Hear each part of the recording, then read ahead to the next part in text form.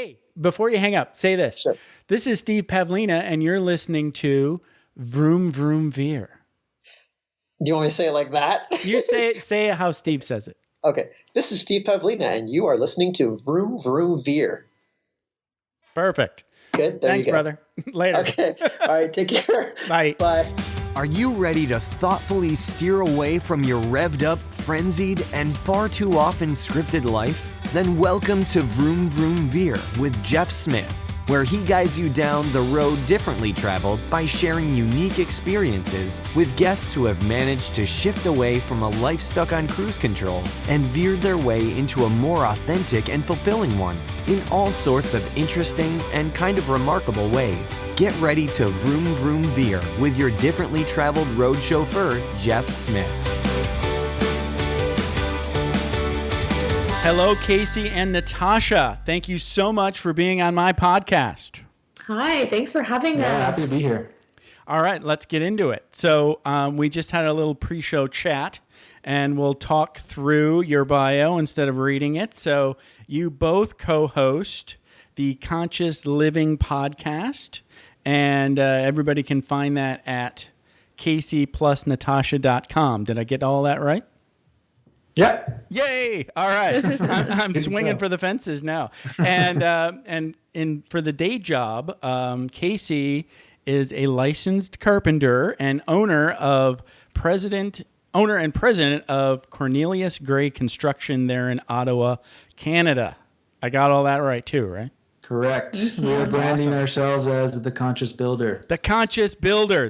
See, you caught me. I left something out. I even wrote down Conscious Builder. Say that. No worries. See, it's like I got to go back to NPR school.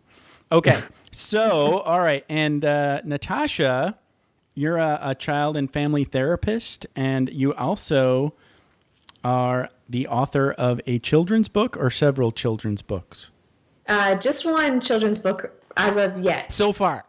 So far, exactly. So far. That's amazing. That's, I did a degree in psychology too. So I was great. About 4 years away from becoming some sort of therapist, but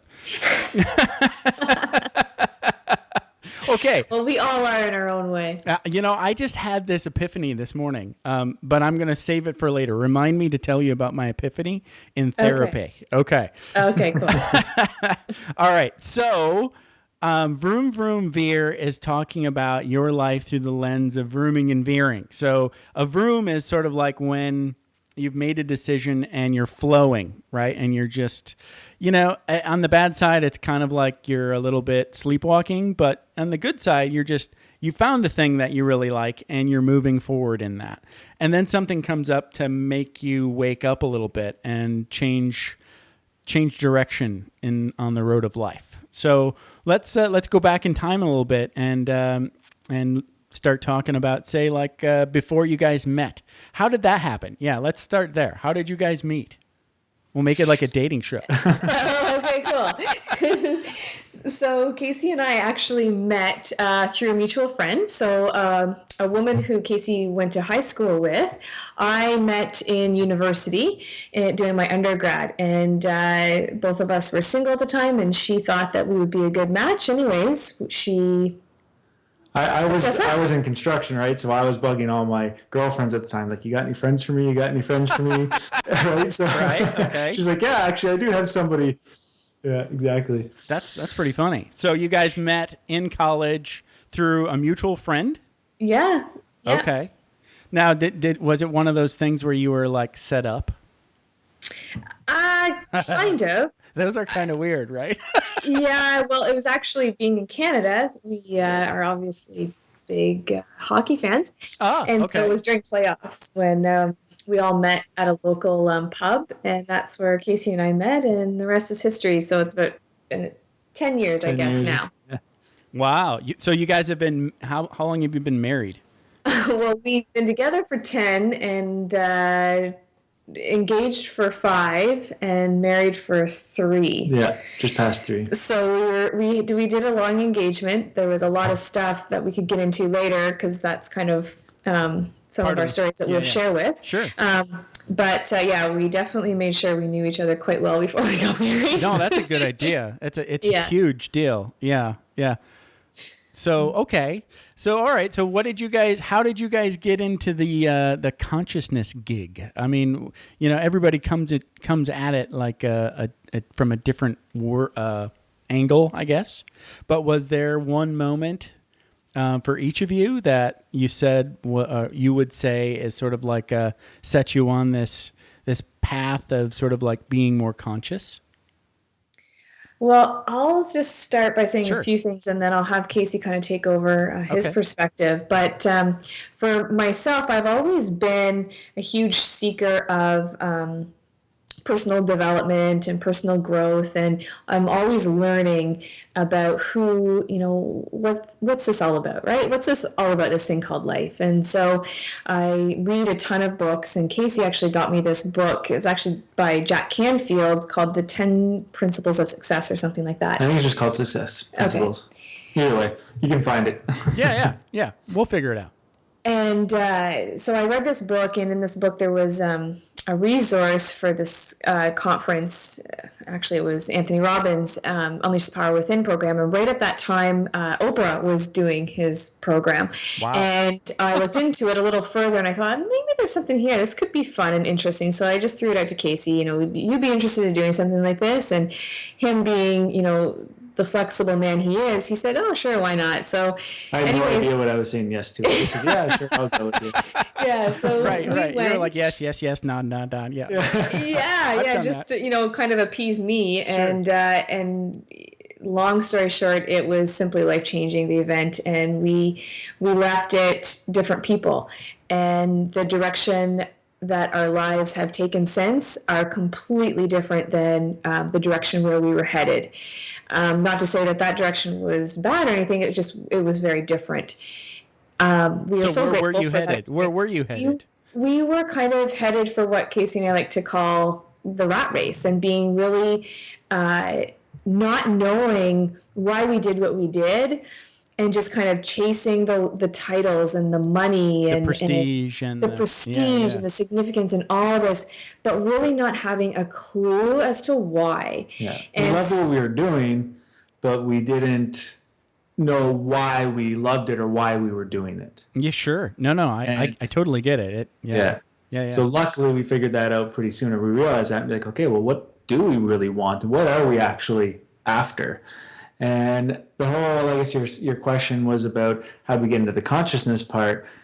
That really, I think, so that was the beginning of, that was like the Veer, right? So it's like, okay, now, well, we were kind of just out there wandering around, not knowing really where we You were were basically doing the thing that everyone does when you get out of college. You start trying to accumulate stuff and look cool and buy new cars and, that sort of stuff, right? Exactly. Yeah, right. And get titles and sure. And everybody does that. No big deal. It's part of being on Earth, And that's the cool thing, is until you get exposed to something different and a different way of being in this world, you don't know any other way, right? So you just do that. But we got exposed to something different that was so powerful beyond belief that we couldn't turn back, right? We had to take that information and act on it and do something with it. And then we were hooked, right? So we were hooked on not necessarily, like, we love what we learned in Anthony Robbins stuff, but that just led us to so many other mentors and books and authors, like so many cool people that were just living their life on purpose, and led us to a whole other world that we had no idea existed at the time. Right. Yeah. I think I had a similar experience, and I had been sort of like very much what Natasha was talking about for many, many years while I was still active duty in the Air Force. And here, one of my big veers was when we decided not to have children. That's a whole story that I could get into, but this is about you. Yes, that is cool to do. Right. It's huge. It was a huge veer, but I'll just leave a pin in it. But anyway, I started reading a lot of the Wayne Dyer books, and then just randomly searching PDFs, anything that sort of like was, what I like to call piercing the veil, of just something new that said there was something more meaningful in the world. And then that culminated in going to a personal development workshop, and then everything else changed. Yeah. Yeah. It was Yeah, like there's another thing we recommend is go to a workshop, whatever you can, because even if you don't necessarily take much from the workshop, you'll probably meet somebody that will inspire you to do something or act on something, whatever it may be. You just make a new friend who's in that same world, going for something else, something more. I have a question though, that like I kind of fell into a trap of sort of becoming a self-improvement junkie.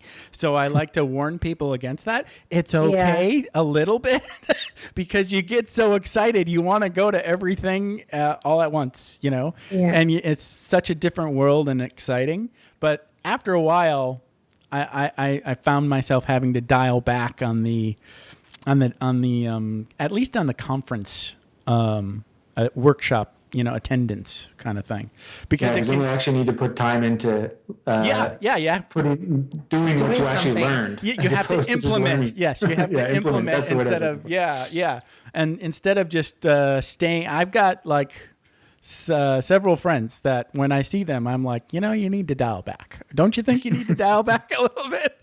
Because it's like I get it. I get why they're hooked, because they're so amazing, and the social the people that you meet are just amazing. It's just like, I want to keep meeting more of these people. They're awesome. Yeah. But if you don't start, like you said, if you don't start doing work, then you kind of start spinning your wheels a little bit. Did you experience any of that?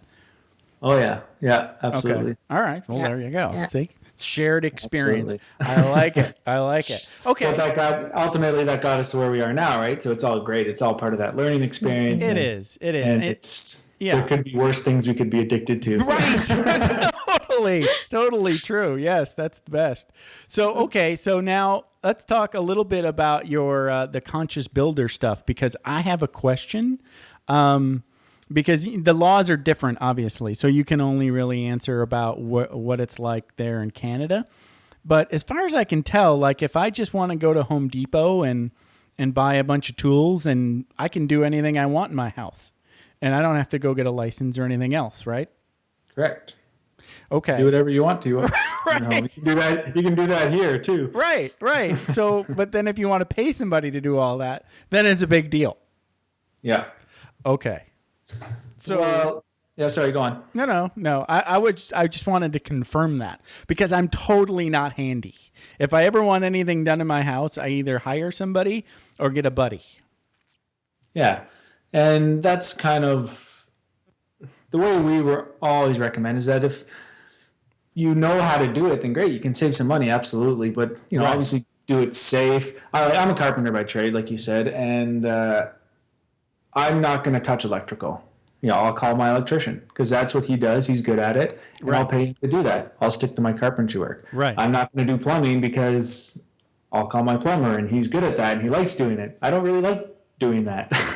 So get the guy who knows what he's doing and likes what he's doing, and I'll stick to what I'm good at. So I'm an advocate for, even when Natasha and I got married, I was like, let's get a wedding planner, because I don't know how to plan weddings. Oh, that's such a good idea. Yeah. Obviously, it costs more, but that's what we do, right? So we're a general contractor. We're carpenters by trade, so we do a lot of the carpentry work, but we're general contractors. And we'll contract out the stuff. Well, we know how the house gets put together, and we understand all of that. We'll get the best people that know what they're doing to do their parts of the job. So I looked at the wedding planner the same way. It's like, this is like the general contractor for the wedding. She does perfect. Hundreds of these. Yeah. So why don't we hire her? Because she has the connection. She knows what she's doing. She'll make it perfect. And it was perfect. It was like the greatest day of our life, because everything, if anything did go wrong, we had no idea. It was fixed. It got done. We did.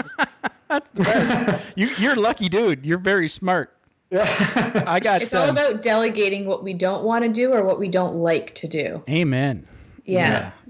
I mean, life's too short to do things that you don't like to do or don't want to do, right? Right. When you can provide work for other people who do like to do those things. Amen. Yes. There are now that can, again, I'm going to be devil's advocate a little bit here, because I'll tell a story about how some people take that to the extreme.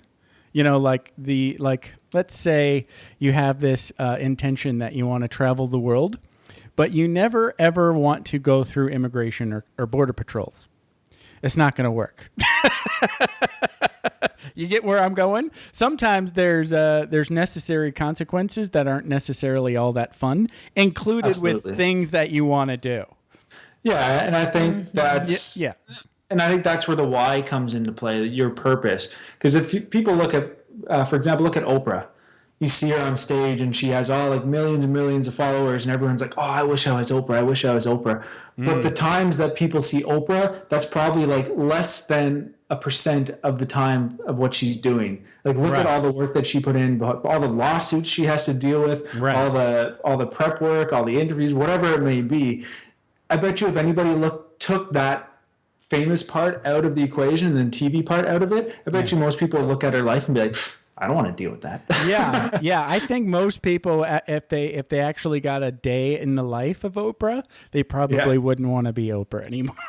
No, and that's where the purpose comes in, right? So if you know, and this is what we were exposed to, is once you know what your why is and what your purpose is, that'll drive you through those moments when it is tougher and what you're doing does suck, for lack of a better word. Sure. And it's not fun, and you can't delegate it because you need to do it yourself. Right. Like you have to go through customs, whatever it may be. Yeah. But ultimately, have your purpose, have your why. That'll drive you through anything if it's strong enough. If you really have the proper why behind what you're doing. For sure. And I'm just learning. Let's talk a little bit about, it's either non-resistance or acceptance. So once you want, like, I had one of my triggers, or like, I don't know, what was it? Some of my stuff, let's go there, was whenever my wife and I were out, say like on a long trip, and we're like, it's getting to the point where it's like we're on to 12 hours and 14 hours, say like, coming up very soon. I'm flying to Japan. My wife's Japanese. It's her parents' 50th wedding anniversary this year, and I've got to go. And I never look forward to that trip. It's I try to like mitigate all the different things as much as possible, and my favorite way to do it is to fly and then land at night, and then immediately, or as soon as possible, not immediately, but as soon as possible, go to bed. Right? I want to be in bed as soon as possible. And we've done that sometimes. And then other times we've landed in the morning. And, I've just done like 14 hours on a plane, and then we still have to go through customs, and then we have to, do all this other logistics, and then another 3 hours of train travel just to get to her parents' house, and then stay awake for the rest of the day. Tough it out so that you don't get you have to, then what we call in the military, we called it, you have to bleed. You have to, because you can't go to bed immediately, or you're just screwed up for the rest of the trip. So it's so much better if you can land at night, and then as soon as possible, within 3 hours of landing, be in bed. And even if it's only for a little while. Well, that didn't work out. She couldn't find a hotel like anywhere like within 3 hours of the plane landing, because there's some big holiday going on the day that we land in Japan this time. So I'm like, okay, I can work with this. We'll still go. But how about we take a shower and find a place to take a nap in the hotel? She's like, I'm on it. and she did it too. And I was really impressed. Sorry, I'm talking way too much. The thing I wanted to say about therapy is I think I need it, because I would pay people to listen to me talk. But anyway, that's probably a good reason to do a podcast. Well, I think everybody could use a little, whether you want to call it therapy or coaching or whatever it may be. I think we all need a sounding board every once in a while, for sure. Yeah. I don't know if let's talk a little bit about that. What now, Natasha, in your work as a therapist, what is it? What's that like? What was your job like? Well, it's funny you ask, because actually that's my background. My training is as a child and family therapist. However, when we had our son, things kind of shifted, and they kind of changed for me. I was working with that goes back children. That goes back to the actually answer your question at the beginning, where you said, where did the consciousness fitness, conscious living aspect start. That was the beginning, is when we had our little guy. So Okay. I'll let Tash continue from there. Yeah, so just after we had our little guy, a lot shifted for me. I mean, I was working with children under the age of 12 who were actually suicidal, and there was quite extreme cases. However, it was enough to open my eyes to the fact that we had a lot of things going backwards for us. And how could, 8-year-olds be wanting to take their own life? And I realized that we're so focused on the problem. We're so focused on treating that I knew I needed to do something to prevent and focus more on what is going right rather than what is going wrong and the sicknesses that's involved, because that keeps us sick. That mentality keeps us sick, but we live in a treatment society because that's what makes money. Right. Yes. So when I had my little guy and I was, looking at him and reading him all these books, it really was conditioning him in a way that I didn't want him to be conditioned.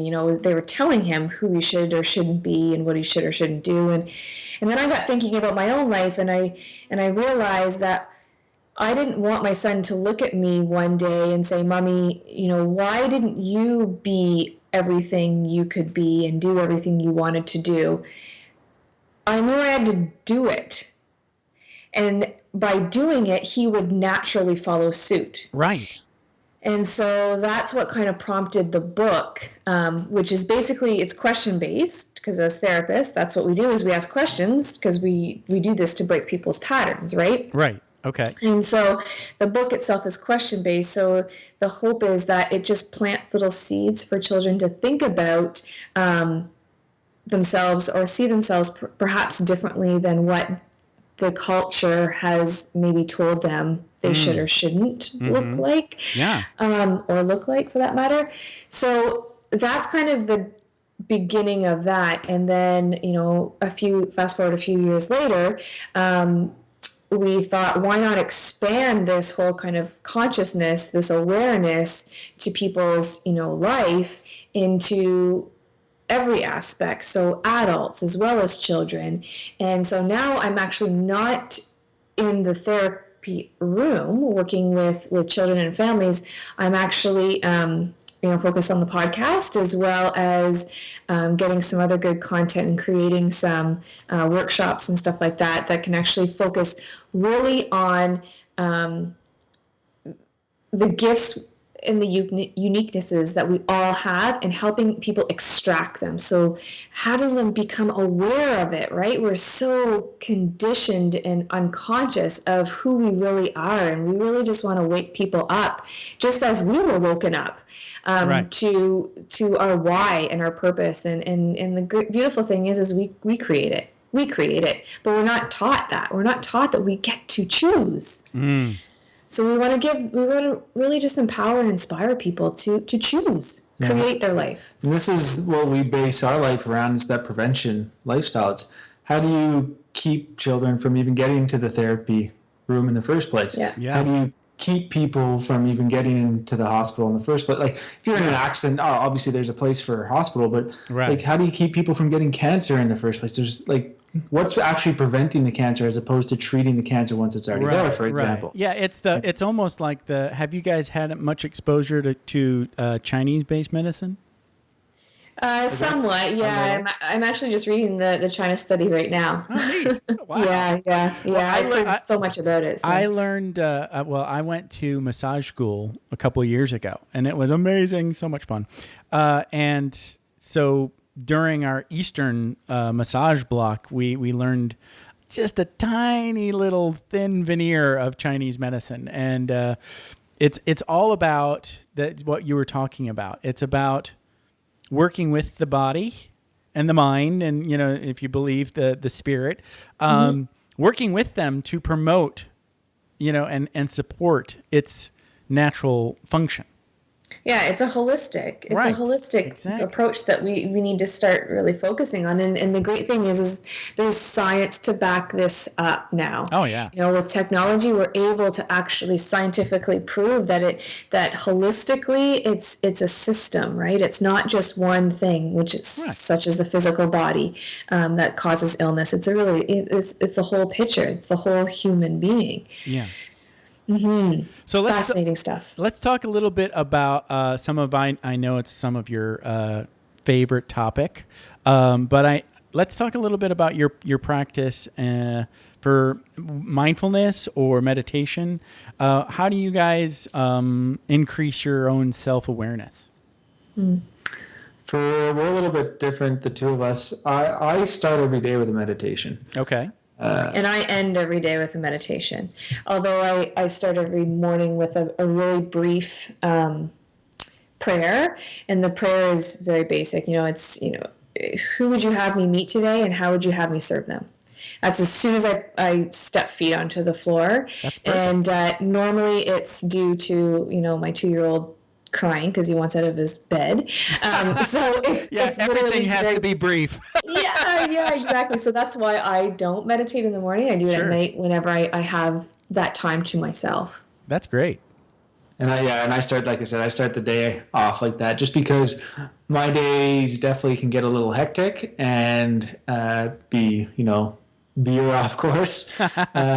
So by starting my day with a clear mind, it allows me to take on whatever comes at me a lot easier. Because if my mind is busy right off the start, as soon as things start, all these curveballs start coming at me, I don't know where to go, and I just start to get, I can feel it, right? So the anxiety, whatever it may be, and I know that my decision making is not nearly as good as if I just started with like my half an hour stretches in meditation. And then I often 3 days a week I'll normally do a workout as well. Sure. Yeah. It's all part. So I just like starting the morning off slow and kind of my me time, and I get up before everybody else. Good idea. And depending on when our little guy's name is Sullivan, depending on when he wakes up, he's usually wakes up before I'm done, and then by the time I come upstairs, Natasha's already preparing breakfast or has it done, and Sullivan's there, and then the day gets going. And that's kind of how we continue our mindfulness practice, and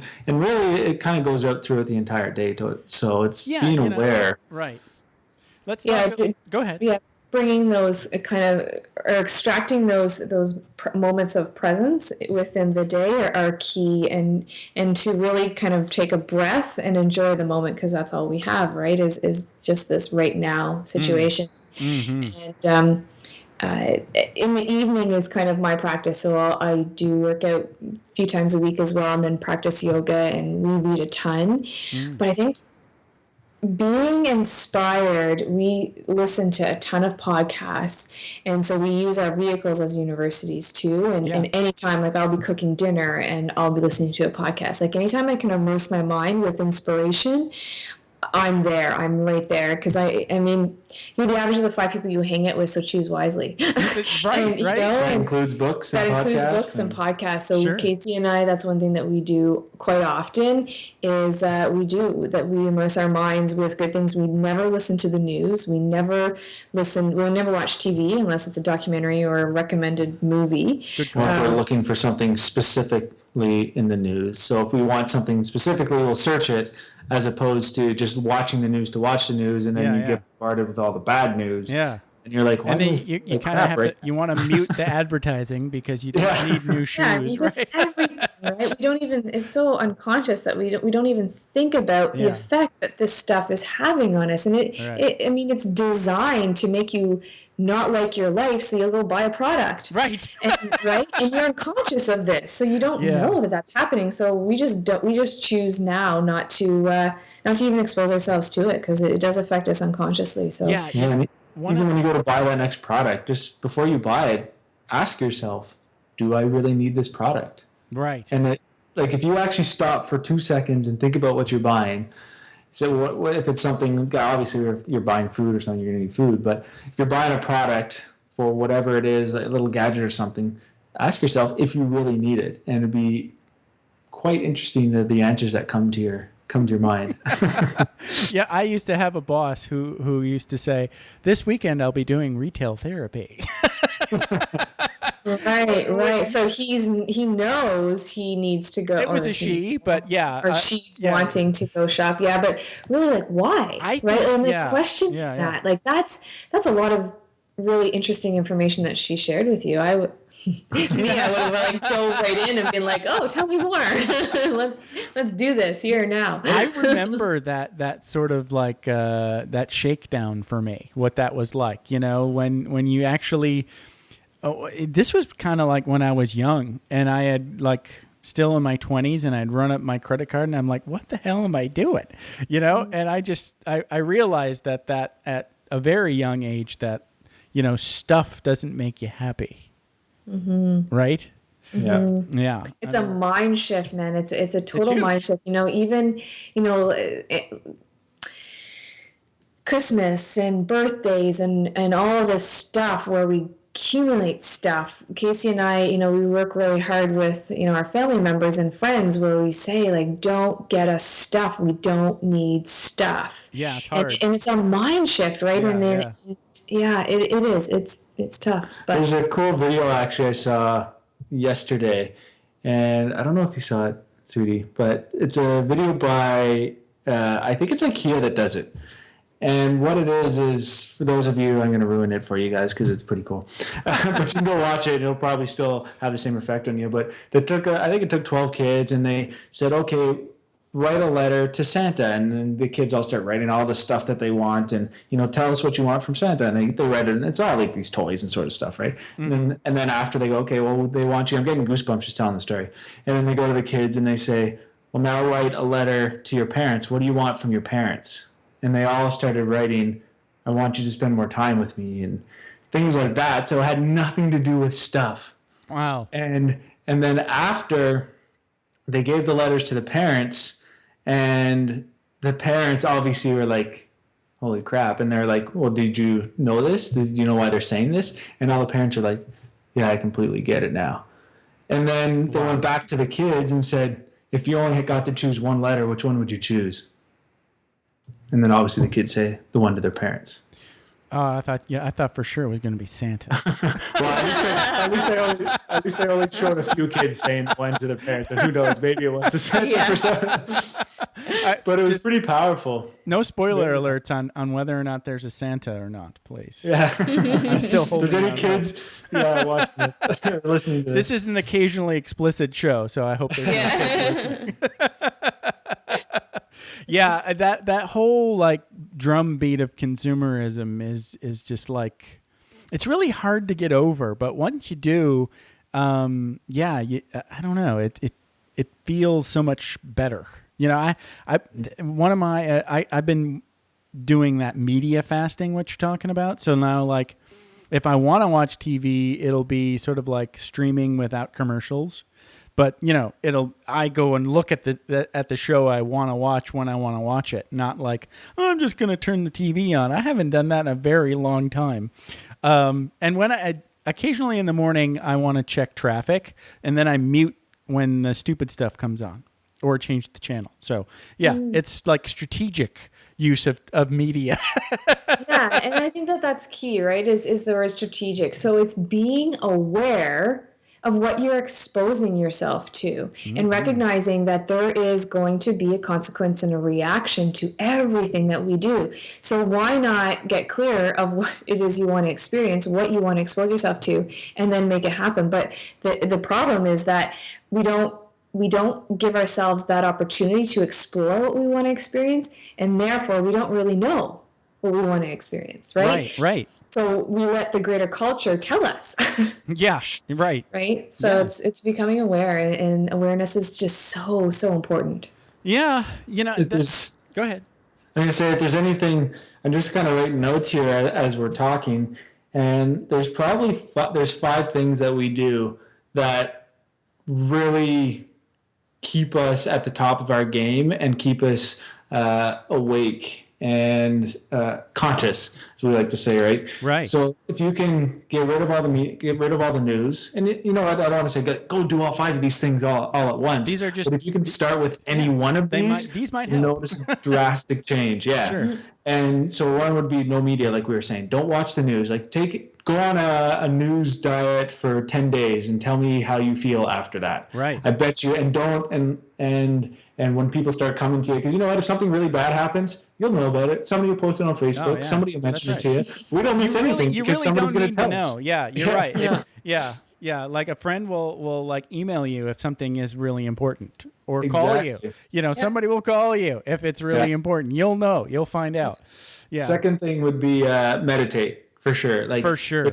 If anybody's listening to us and they're like, I don't have time to meditate, those people probably need to meditate the most. And it doesn't have to be long. Like it can literally be 2 minutes. I mean, our definition of meditation is really just becoming silent and still for however long you want, but start small because that's more sustainable.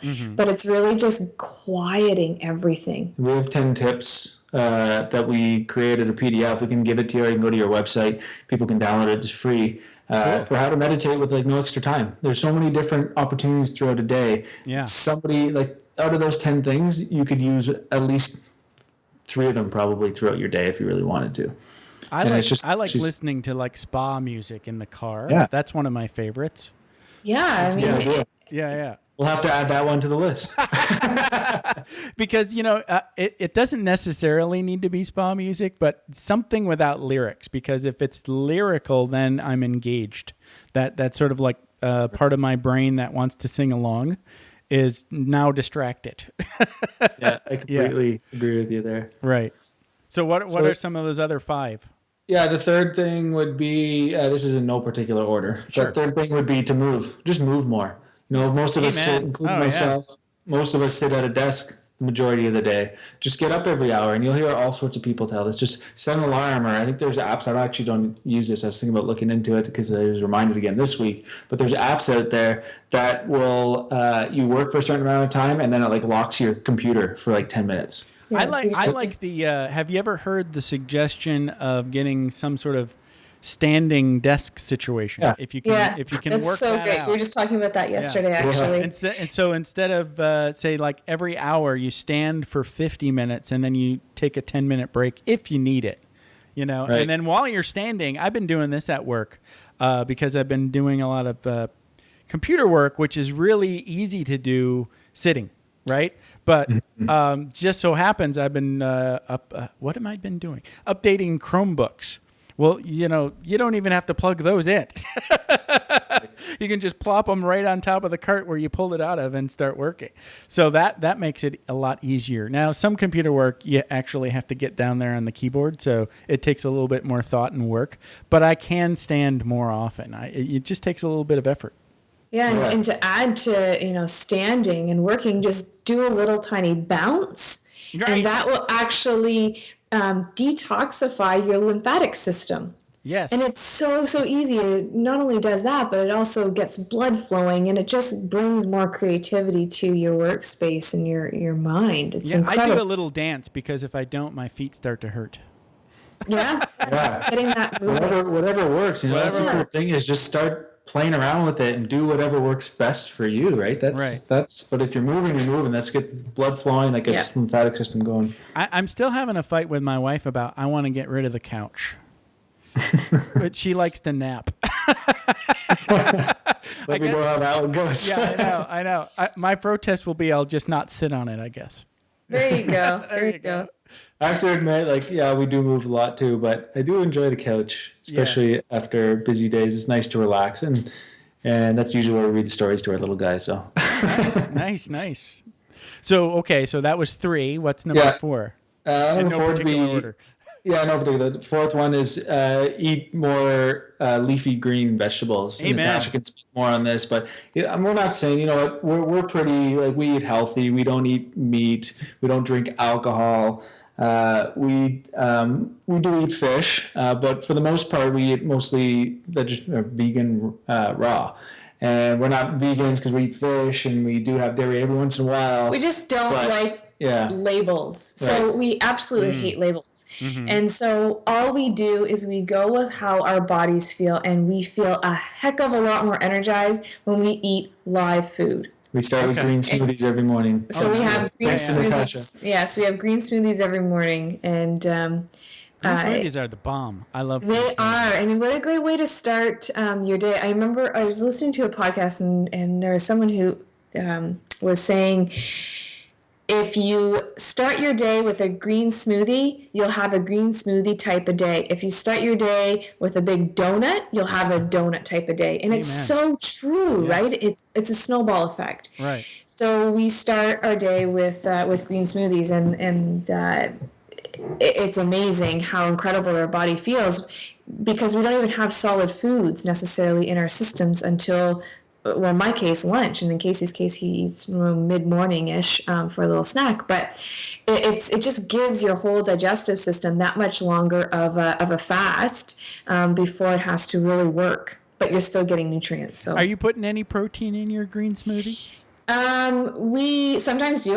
On workout days, we do. Okay. But on non-workout days, we don't. So really, our green smoothie consists of cucumber, celery, colored greens, kale, or spinach, and we'll do either maca powder or spirulina.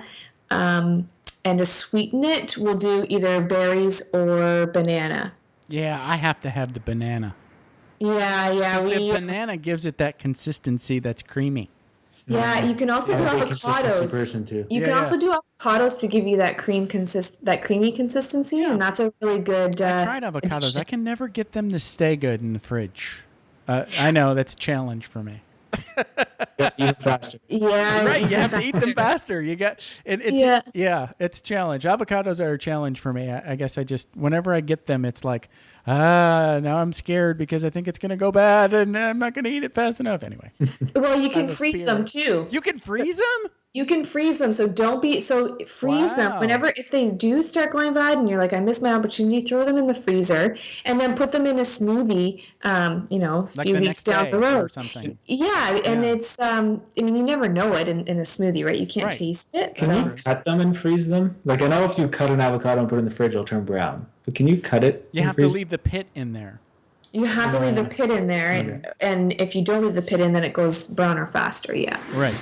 My wife takes care of all the food in this house, so I'm very grateful to her. Yes, you're lucky. My wife, Yayoi, she does a lot of stuff, but she's like on. I started doing the slow carb diet, a la Tim Ferriss. Yeah. So that's like lots of veggies, lots of beans, and lots of protein. And you can do it vegan. I'm not vegan, so you can do it vegetarian. I'm doing lots of lean protein meat. So like turkey and chicken. Occasionally, the thing I like best about it though is the cheat day once a week. I can do anything I want. Yeah. We used to do those too, and then it's funny because then you start, the cheat days come and you're like, you don't look forward to them after a while, because then after a while you're like, you realize how crappy you feel after having a cheat day. Yeah. It's not worth it. And then you're like, I don't really want to go through that I anymore. noticed that like, no, what I've done now is I just mediate my cheat days so they're not as extreme. Yeah, exactly. And Yeah. it gets better and better. Right. Yeah. And I think to allow yourself that opportunity, so rather than depriving yourself of that foods, you can literally say to yourself, I can have these foods, I can actually eat these foods every day if I wanted, but I choose not to, right? Right, So it's not necessarily depriving yourself of it, it's just choosing differently because you want to. Right. Yeah. And to me, it's only like, I only really like miss like a couple of things. Like nachos is perfect, because I don't eat any grains all week, right? So when that corn and then I get cheese, oh my goodness. It's hilarious because when I go in on my cheat days, and it's my wife and I have taken up this habit of doing we'll buy one thing and share it because I get bloated so fast I can't eat anything. Right. Right. Yeah. So when, see, when I'm that's eating the great 'cause junk your food. body, Yeah, I know. your I body's know. already changing. It's I know. So it's like, okay, let's get a half a hamburger with lots of cheese and fries, and I know I'm only gonna be able to eat a little bit, but it's gonna be so awesome. And I sit there and have that foodgasm, and I swear it's like I'm gonna pass out. I'm like, oh, it's so good. I think Tim Ferriss actually says, if I'm going to cheat, whatever I cheat on, I know it has to be effing good. I don't know if your listeners are. Right. I'll keep it as effing, but you get the point. Yeah, that's fine. But it's so true. I will never, ever eat like, fast food again because obviously it's cheat food, but it's crap, right? Yeah. If I'm going to eat cheat food, it's going to be really, really good. Yeah. Because I can only get like maybe a meal and a half, maybe. Until I'm like, ugh, and I can't eat anymore and I have to go take a nap. I get the food coma all over again. It would just last longer now. Yeah. And what was it? I think on my last cheat day, I actually, the next day I was like hungover from food, One of those, it's not a booze hangover, it's a food hangover. I was like, man, I feel like crap.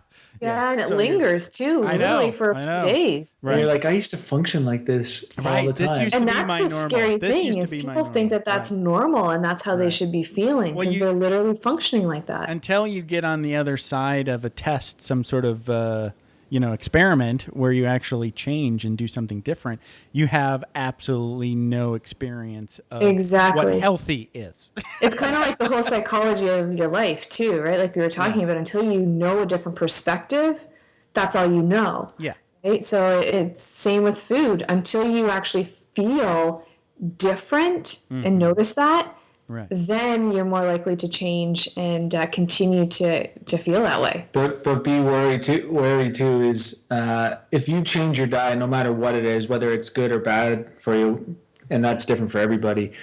As soon as you change your diet, you will feel better because it's a change. So make sure that you do it long enough to actually go through it to see how you actually feel long term. And I don't feel worse. Yeah. No, often if you change your diet, you'll feel better. Yes, I would say in the short term. Yeah, in the that's what I'm saying. So if you do like that's what I'm saying. It's the short term, right? So you might go from one thing to another and be like, oh, I feel so much better now. And then you only give it a couple days and you stick to it. Then all of a sudden you feel like garbage a few days after that. And it's like, well, what happened? It's like, well, it's obviously keep experimenting because it's not it's not working. It's the short term. The short term gain doesn't mean that it's going to work long term. I think I'll tell a story about how I was in the planning phases of doing one of those juice fasts. Have you ever heard of one of those where you go out and buy a juicer and you basically just do lots of juice? Yeah. So I did like, I think it was called, I can't remember, but it was I got like a plan off of a website and I started talking about it on my podcast and then tweeting about it. And then some other girls, they were like, hey, we're going to do a juice fast too. And then I listened to their podcast like the next week and they're like, I'm so sick. So they didn't do their planning right. And so they ran out of food and they were starving and they went to Taco Bell. Yeah. Worst thing ever. Yeah. And sometimes it's just too drastic. I have a guy who works for us. And he tried to do something like that. And literally by the third day, he was like vomiting and he couldn't do it. And what happens is that now your body doesn't want to do it because now it's associating all this pain with eating healthy. Right. Yeah. So that's like the worst thing you can do is such a drastic change. Just do baby steps. You have to do baby steps. Yeah. You can't just flip a switch and say, I'm going to start doing nothing but juice for 2 weeks starting tomorrow. No, that does not work. The last juice, we did a detox, and the third day I woke up and I felt like garbage. And luckily our little guy was in a good mood.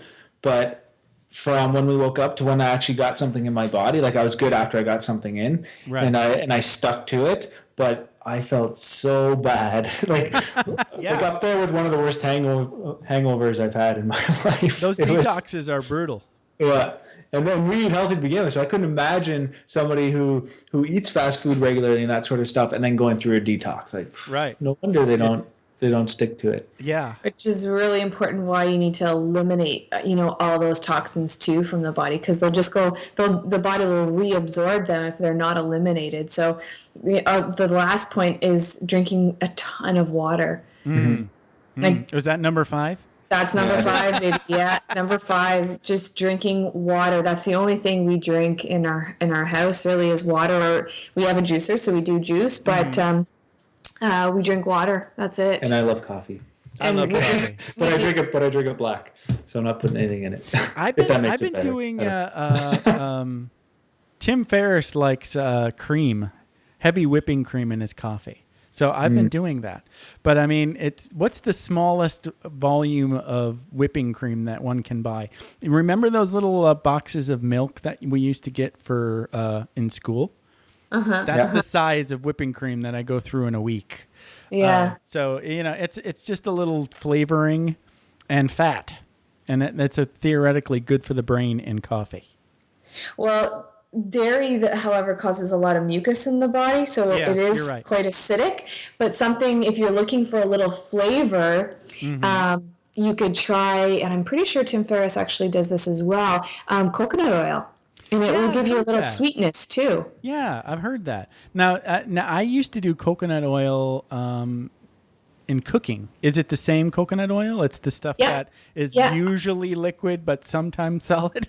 Well, depending on how cool or warm the room is, right? So it's just it the should Trader be Joe's solid. kind of thing. Okay, it should be Natasha solid. uses it for a lot more than just that. Like coconut oil can be used for so much. Coconut oil is for your skin, your body, to cooking, to putting in smoothies, to putting in coffee if you want. Greasing the pan. Greasing the pan, instead of butter or anything like that. Yeah, so many different. I'm on benefits. butter now too. I love butter. It's awesome. Maybe I'll switch just for you. Well, do it for you. Try it out. I have done it, and there was the only reason I think I got off of it was because I was looking for something an oil that was a little bit more tolerant to heat, but I don't really need that anymore because I've turned down my burner quite a bit. I don't think it goes past 3 now. Yeah. Okay, that's good. Yeah. Because coconut oil it actually doesn't go bad at high temperatures, so you can cook. Right. It's safe to cook at higher temperatures. Oh, but you yeah, can use it coconut for oil. high temperatures too. Yeah, Okay. coconut oil is good, but make sure it's ideally raw, organic, unrefined. Okay. Yeah, Raw, anything should be raw, organic, unrefined. Unrefined. Right. Yeah. Amazing. Cool. This has been a blast, guys. We've been talking almost an hour. Can you believe that? So, Time flies when you're having fun. right? So let's talk a little bit more about your stuff. So your website is CaseyPlusNatasha.com. And you guys, let's talk a little bit about what you guys talk about on your podcast. I mean, all of this stuff, but what sorts of guests do you have? Yeah, so we have guests who are really kind of living outside the box, living their dream life, living on purpose with a purpose, who are conscious of the decisions that they make. So we have, guests from all walks of life. And we really want to just empower and inspire and educate people on, taking their life and creating something that is for them. And we're all about uniquenesses and differences, and we want people to figure out what they have to offer the world and then capitalize on that, like bring it out, let the world see it, and doing it in a way that is good for them as well as the well-being of everyone else. So it's really just having people wake up to their life. Wow, And, that's awesome. Yeah. Yeah, we've had some really cool guests. I don't know if you've ever heard of John Gabriel. I have. Gabriel, yeah, we just had him on. He was on our Mondays episode, and so I listened to. I don't know when it was in your lineup, but it was the Zen parenting people. Yeah, that was I think 2 weeks ago. Okay. They were great. I listened to their podcast too. They're an awesome couple. Yeah, that was an amazing show. That's really Yeah, fun. thank you. Yeah. We got a ton from that show too, and that's kind of the other thing that we would like to share too is that we see life as holistic approach to our well-being, and so we're going to be covering topics on food and preventing illnesses. So prevention, right? Prevention first, yes. Yeah, it's so key. So we're going to be talking about food and movement and also different areas of life. So parenting, which is huge. Yeah, and it's huge. and how to parent in this modern day that we live in and keep sane, right? And keep present. Right. So, that is included as well as, the work that we choose to do and seeing it not necessarily as work, but as service, to others and loving what you do rather than working for your weekends or your vacations, right? But actually getting lost in time every single day Yeah. in the work that you do. I'm actually excited every time Monday comes. Like I look forward to Mondays. Like not that I don't love my weekends, but I am excited to get back at what we were doing because it's nice to take the break on the weekends and because it's go. Yeah, you need to. You need the downtime. Yeah, but after the downtime, I'm like ready to go and ready to take on the week again. And it's like we never have a case of the Mondays over here. That's for sure. No. That's the best. Yeah, I'm getting there. I'm not quite there yet. I mean, I'm in that point where I'm retired Air Force, so I don't want or need a whole job, but I'm okay for the time being of having a 6-hour a day job. I love it because I'm not involved in the politics. I'm not climbing ladders. I pretty much just show up and do what I want to do, or help teachers, with their computers and stuff. It's pretty fun. Yeah, that's what counts, right? You gotta have fun. You gotta love what you're doing. Yeah, and it's like just with the pressure off. Yeah. That I'm not having to impress people. Just being me. That's the best. That is the best. And that's usually when you impress the most people. That is. People know when you're being genuine and when you're putting on a facade. They know. Yeah. So true. All right, guys, this has been amazing. So we're definitely doing this again. I'm going to reach out again in, I don't know, 6 months or a year or sooner. I don't know. Yeah, We got big plans, so we'll have lots more to share by then. And Yeah. Well, this is like an ongoing conversation. I could talk to you guys forever. Yeah. But, you guys have lives, so I'll let you go. This is all part of the life. That's the great part about it. Right? Yeah. This is the best part of my day when I get to talk to awesome people like you guys. Oh, awesome. Thank you. Likewise. Yeah. All right. Thank you. Thanks for taking the time to ride along with us on another episode of Vroom Vroom Veer. For podcast info and show notes, be sure to head over to vvveer.com. That's VVER.com. Man, that's fun to say. And we'll catch up with you next time here on Vroom Vroom Veer.